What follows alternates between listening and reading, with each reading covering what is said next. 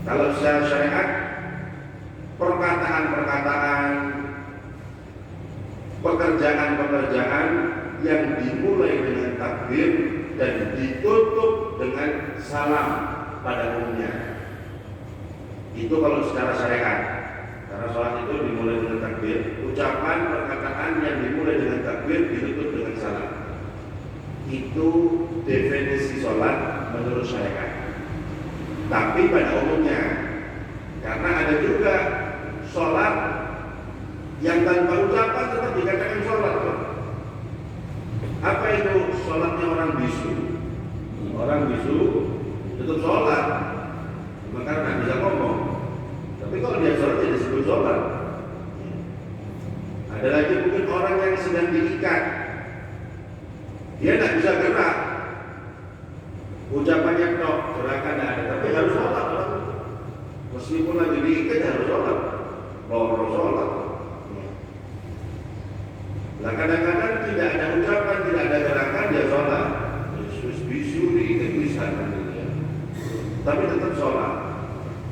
Ini keluar dari definisi. Intinya sholat itu wajib. Makanya tidak boleh ditinggalkan kecuali orang yang tidak berakal. Makanya kalau ada orang, jadi sih tidak wajib sholat itu kalau sudah gendeng baru, atau sakit yang sampai hilang akalnya, maka dia tidak wajib sholat. Tapi selama akal itu nempel, sadar dia tahu, maka tetap wajib sholat. Makanya kalau ada orang ngomong, saya ini harus wajib sholat, saya ini. Oh berarti harus gendeng baru, kan gitu ya. Jadi ada orang aneh-aneh, saya ini sudah wajib sholat, saya sudah nyambung sudah. Oh berarti harus gendeng saya. Kenapa? Karena yang wajib sholat itu orang gila, disampaikan setempat. Karena selama akal itu menempel, wajib melaksanakan sholat. Kemudian ad-duhur, beliau mengatakan ad-duhur, waktu duhur. Kenapa kok disebut duhur? Ulama berbeda pendapat tentang apa sebab kok disebut sholat duhur. Ada yang mengatakan karena dilakukan siang hari, terang pertengahan siang. Ada yang mengatakan disebut waktu duhur karena awal sholatin dhahara fil Islam.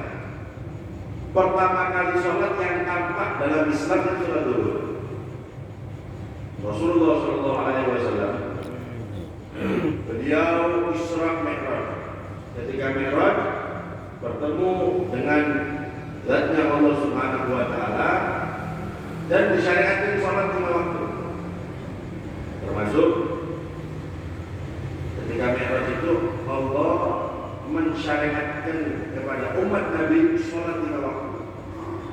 Jadi kanjeng Nabi itu pulang dari Mi'raj membawa sholat 5 waktu. Jadi oleh-oleh itu dari Rasulullah. Sholat 5 waktu itu oleh-olehnya Rasulullah untuk umatnya. Habis dari perjalanan pulang, oleh-olehnya sholat 5 waktu. Nah ketika sampai Rasulullah SAW pulang dari Mi'rajnya,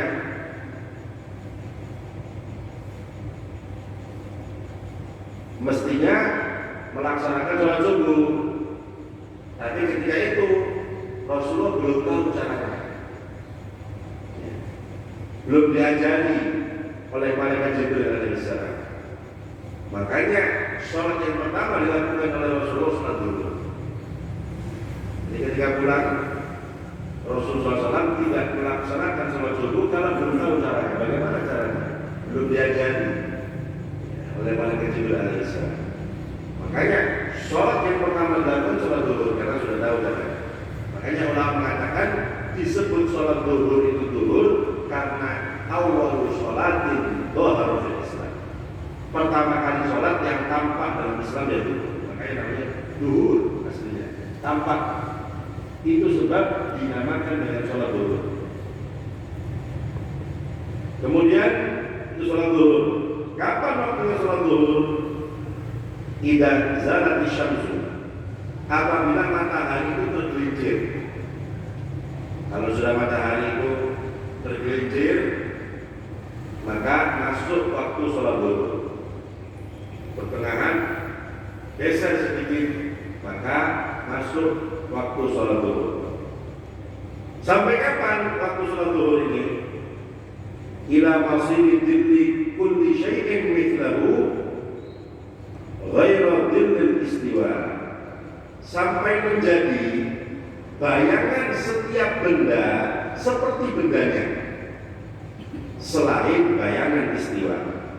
Contoh para hadirin, kalau kita ingin tahu waktu zuhur, kalau sudah bayangan benda panjangnya seperti bendanya, lebih sedikit untuk bayangan istiwa. Jadi ada namanya bayangan istiwa. Bayangan istiwa itu diketahui ada waktu khusus ya. Matahari pas di tengah, itu nanti akan ada keluar sedikit bayangan. Tapi tidak semua negara ini. Ada sebagian negara tidak ada istiwa, tidak ada bayangan istiwa, tidak ada. Ini kalau Indonesia termasuk yang ada. Ada waktunya khusus. Ketika matahari pas di tengah, biasanya orang-orang waktu mau kerja. Itu nanti keluar bayangan sedikit. Nah ini namanya bayangan istiwa. Ini nggak usah dihitung. Lah kalau bayangan benda itu sudah seperti bendanya, selain bayangan istiwa, maka sudah keluar waktu dulu. Kalau benda itu 1 meter, maka bayangannya 1 meter lebih sedikit untuk di istiwa itu. Selain bayangan istiwa, maka sudah keluar waktu dulu. Itu maksudnya. Tapi kalau selama bayangannya masih separuh bendanya, berarti masih ada waktu dulu, belum keluar itu. Itu jarang itu keluar waktu dulu. Selain bayangan istiwa. Bayangan benda 1 meter. Nah, benda 1 meter. Bayangan 1 meter lebih sedikit, berarti keluar waktu dulu. Itu cara untuk mengetahui waktu istiwa. Nah, waktu keluar waktu dulu. Waktu zuhur, sebagaimana dalam sholat-sholat yang lain ada namanya waktu fadilah, ya. Yang mana waktu fadilah itu yang dilakukan di awal waktu.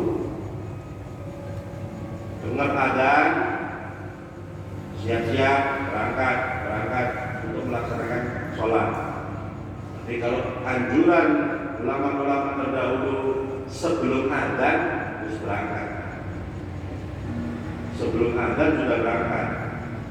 Bukan ternyata apalagi rumahnya jauh, mau berikutan. Karena disunahkan kita itu berjalan ke masjid dengan tenang. Tak pernah melayu-melayu dusun-dusun. Disunahkan dengan tenang, santai. Supaya nanti ketika sholat kosong, nggak mut-mut. Sholat dulu aja. Akhirnya nggak khusyuk. Makanya kita lebih tahu waktunya. Sebentar lagi mau adzan, berangkat santai. Langkah ini yaitu pahala sholat berjamaah ini. Sampai dulu itu kalau zaman sahabat Nabi, mereka ya kerja, sahabat itu ya kerja. Ada yang di sawah, garap sawahnya. Itu kalau yang nyangkul ini. Ketika dia ngangkat cangkulnya, kalau dengar adzan, cangkulnya ini dilepas ke belakang, tidak dilanjutin di depan. Cangkulnya itu kalau sudah diangkat gitu adzan, tidak mau dia melanjutkan nanggung tidak dilempar ke belakang, tidak mau diteruskan. Kalau sudah dengar masuk waktu sholat, itu sahabat dari Muhammad SAW saking tidak maunya mengerjakan apapun kalau sudah berada. Sahabat Nabi SAW seperti itu, dicangkul dicur supaya mereka tidak masuk bekerja ketika dipanggil sama Allah Subhanahu wa taala. Panggilan itu ada. Nah, itu sahabat Rasulullah SAW. Nah, Imam Sa'id bin Musayyib beliau pernah mengatakan, "Ma'adzana mu'adzzinun mundu 20 sanah illa wa ana fil masjid." Imam Sa'id bin Musayyib, tidak ada muadzin, bukan adzan, selama 20 tahun kecuali saya sudah ada di masjid. Jadi 20 tahun sebelum tukang adzan itu ada, saya sudah di masjid. 20 tahun. Itu awalnya Imam Sa'id. Jadi belum ada dia sudah di masjid. Itu 20 tahun. Nah ini perhatian mereka orang-orang dalam melaksanakan sholat. Karena tidak mau yang sepele, Pak, mau yang luar biasa kalau sholat mereka. Karena menghadap Allah Subhanahu Wa Taala. Oh persiapannya pakai baju yang rapi, suci, wangi. Kenapa? Menghadap Allah ini sembarangan. Itu mereka seperti itu. Persiapannya disiapkan sebelum waktunya sudah persiapan mereka. Kenapa? Mereka sadar, tahu yang dihadapi ini Allah Subhanahu Wa Taala. Seperti kita orang mau menghadap bupati, pakai baju yang rapi, setrikuan, minyak wangi, semprot-semprot, bupati, Pak, bupati. Ada gubernur, tambah bajunya pilihan baru. Pemana presiden, tambah lagi. Sepatu baru, semua baru. Kenapa? Mau menghadap presiden, butuh-butuhan, taruh. Jadi ini menghadap Allah. Makanya orang-orang terdahulu itu kalau mau sholat dipersiapkan dengan sebaik-baik. Karena mereka sadar yang mereka akan hadapi Allah Subhanahu Wa Taala. Al-Imam Ali Zainal Abidin, Imam Ali Zainal Abidin radhiyallahu anhu. Itu beliau itu kalau sudah duduk mau sholat, itu wajahnya itu merah seperti orang ketakutan. Setiap wudhu mau sholat, sehingga orang-orang sekeliling ini penasaran tanya, wahai imam, kita perhatikan jenengan ini setiap mau sholat, wudhu ini mau sholat, mesti seperti ini, seperti orang ketakutan. Kenapa wahai? Jawab beliau, baina yadaiman aku, saya ini mau menghadap siapa? Saya ini mau menghadap siapa? Menghadap Allah Subhanahu Wa Taala. Itu setiap mau sholat seperti itu. Takut, ya, merasa dirinya kurang, dirinya. Itu setiap mau sholat. Nah ini orang-orang terdahulu seperti itu. Ya paling tidak kita bisa mengambil pelajaran dari segala hidup mereka, berusaha semaksimal mungkin mempersiapkan diri kita untuk melaksanakan ibadah sholat. Kemudian para hadirin wal asr, ada juga namanya waktu haram ya. Ada 6 waktu, ada waktu jawaz intinya, ada juga namanya waktu haram. Haram itu apabila nanti sebagian sholat dilakukan di luar waktu haram. Kalau ternyata sholat zuhur, tahu-tahu sebagian dari sholatnya itu dilakukan di luar waktu. Rakaat terakhir ada asar, belum selesai, belum salam.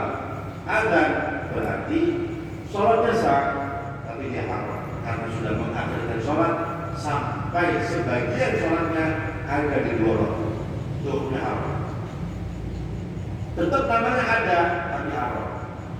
Ada itu adalah orang melakukan 1 rakaat di waktu sudah ada, tapi tetap haram. Karena apa? Mengakhirkan sholat sampai sebagian ada di luar waktu. Kemudian wal asr. Salat yang kedua adalah salat asar. Ini juga disebut dengan mempunyai nama banyak salat asar ini. Namanya salatul barad. Salat yang dilakukan di waktu dingin. Maksudnya sudah panas, sudah panas, karena sudah mulai dingin. Begitu pula disebut dengan salatul wusta. Menurut kebanyakan ulama, sholat wusta itu adalah sholat asar. Firman Allah Subhanahu Wa Taala, "Hafizu 'ala sholawati wa sholatil wusta wa qumu lillahi qanitin." Apa yang dimaksud sholat yang tengah itu? Kebanyakan ulama mengartikan, menafsirkan ayat maksud sholat yang tengah itu sholat asar. Berarti menunjukkan kemuliaan sholat asar itu. Jagalah sholat semuanya, khususnya sholat yang tengah. Ini perlu perhatian lebih dalam pelaksanaan sholat asar. Saya teringat para hadirin rahimahullah, ada cerita yang berhubungan dengan ayat ini. Dulu itu ada seseorang, mungkin tokoh atau ulama, ini punya istri 3. Bojone dulu Pak, bisa ditiru Pak.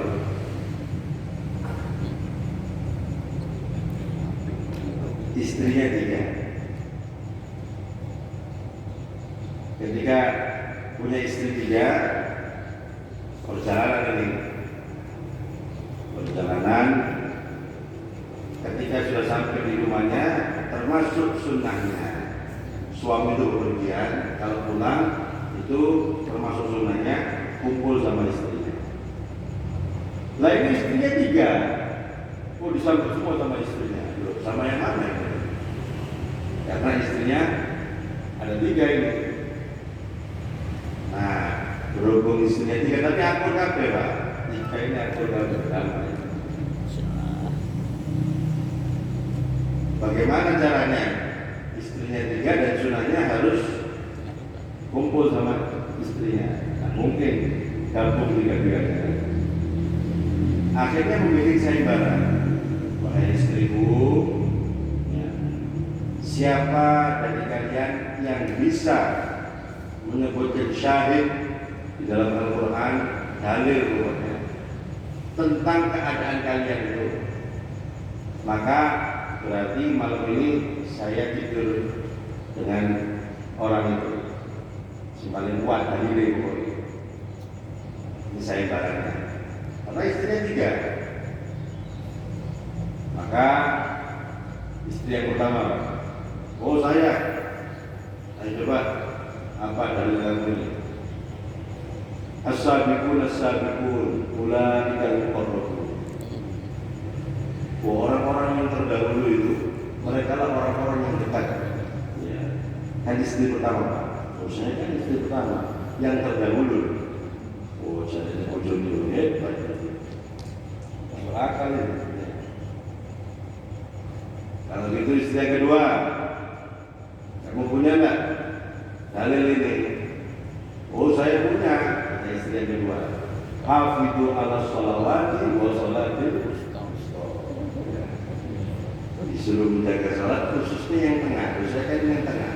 Istri kedua, hebat ini sekali. Modelnya bojone ustaz ajar diri tidak mungkin. Yang terakhir, bojone ini tidak. Ayo coba istri terakhir. Punya saya. Apa? Walal akhiratu khairul laka minal ula. Yang terakhir itu lebih baik daripada yang pertama. Apalagi sama yang kedua, tambahan yang pertama kalah. Yang itu, ya betul ini sih menang. Jadi dimenangkan yang terakhir. Kalau katanya ulama yang menceritakan tidak jelas saya soal ini sih nonton.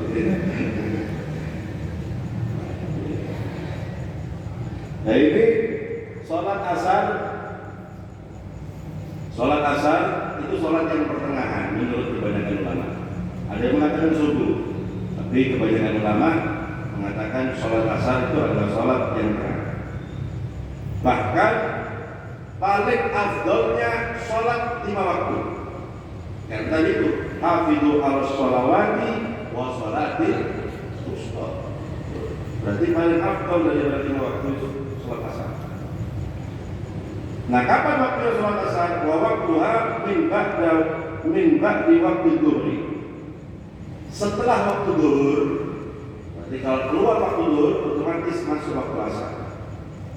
Tadi itu Apabila bayangan benda seperti bendanya lebih sedikit untuk bayangan istiwa, berarti keluar waktu zuhur, maka masuk waktu asar. Sampai kapan? Ila maghrib syams, sampai hilangnya matahari. Bisa disaksikan Pak, kalau dataran rendah, kalau sekarang tutupan bangunan ini, dataran rendah, matahari itu hilang, maka berarti keluar waktu asar. Sudah ada ketok matahari, berarti keluar waktu asar. Waktu wal maghrib, kemudian waktu maghrib. Kapan waktu maghrib? Min ba'di maghrib syams, dari hilangnya matahari ila maghrib syafaqil ahmar, sampai hilangnya mega merah.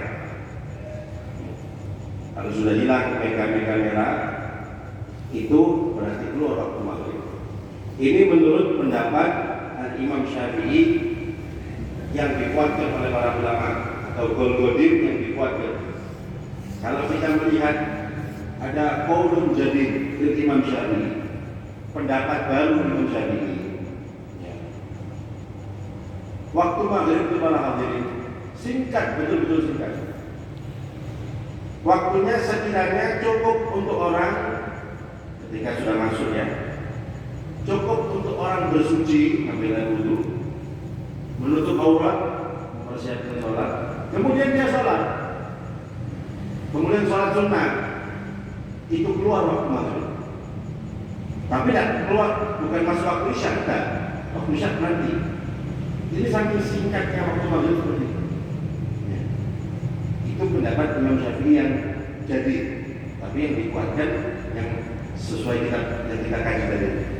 Cuma akhirnya para ulama perhatian dengan ini, sehingga kalau sudah maghrib itu tidak mungkin suwe-suwe adzan, tidak lama qomat sholat, karena perhatian atau ikhtiar dengan pendapat Imam Syafi'i yang jadi ini. Tidak pakai lama-lama, jadi dilakukan seperti kalau di kota Tarim, ya, itu seperti itu. Maghrib itu adzan, tidak lama qomat, sholat.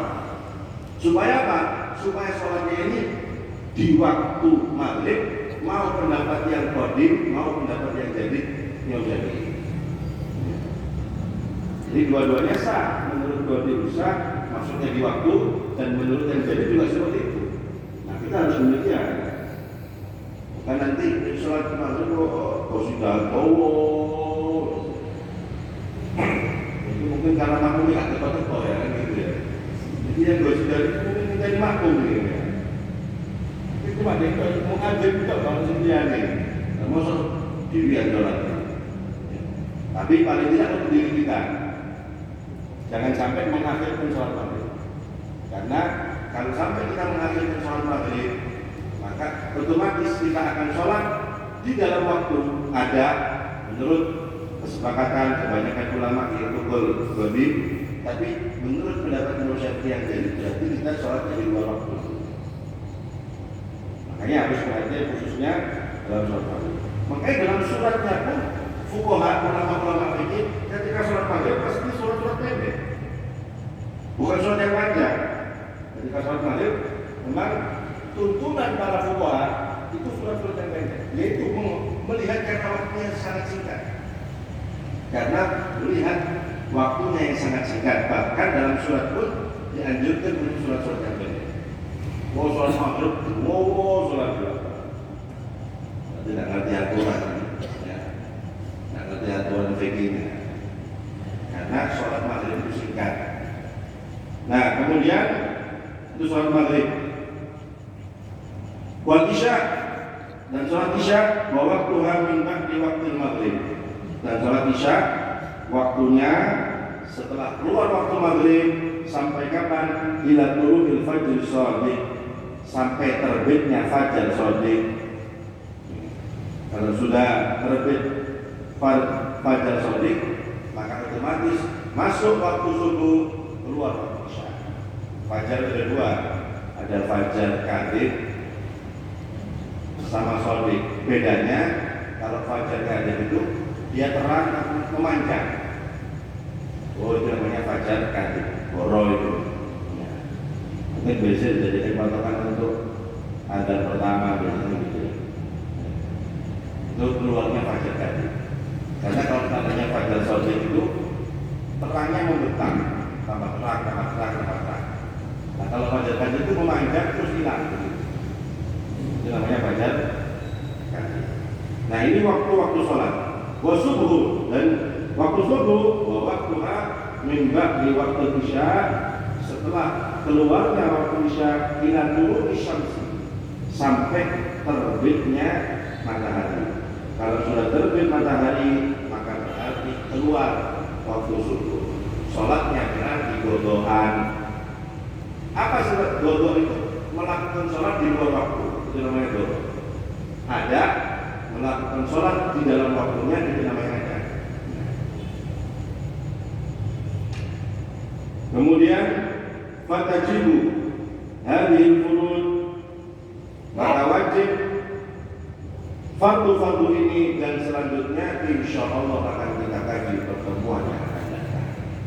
Mudah-mudahan dengan barokahnya kita hadir di majelis yang mulia ini, Allah Subhanahu wa taala memberikan kita kekuatan, memberikan kita semangat untuk kita khusyuk dalam ibadah sholat kita dan juga dalam ibadah-ibadah yang lain.